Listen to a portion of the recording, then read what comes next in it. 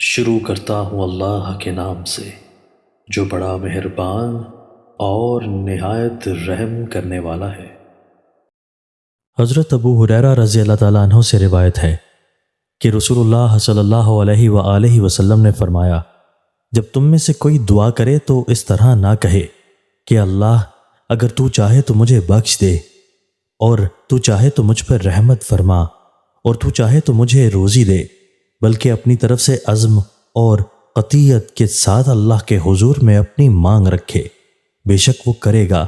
وہی جو چاہے گا، کوئی ایسا نہیں جو زور ڈال کر اس سے کرا سکے۔ تشریح: مطلب یہ ہے کہ عاجزی اور محتاجی اور فقیری اور گدائی کا تقاضا یہی ہے کہ بندہ اپنے رب کریم سے بغیر کسی شک اور تذبذب کے اپنی حاجت مانگے، اس طرح نہ کہے کہ اللہ اگر تو چاہے تو ایسا کر دے۔ اس میں استغنا کا شائبہ ہے اور یہ مقام عبدیت اور دعا کے منافی ہے، نیز ایسی دعا کبھی جاندار دعا نہیں ہو سکتی۔ اس لیے بندے کو چاہیے کہ اپنی طرف سے اس طرح عرض کرے کہ اے میرے مولا، میری یہ حاجت تو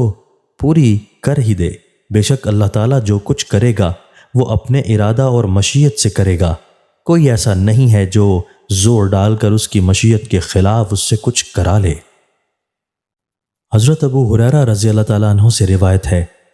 کہ رسول اللہ صلی اللہ علیہ وآلہ وسلم نے فرمایا، جب اللہ سے مانگو اور دعا کرو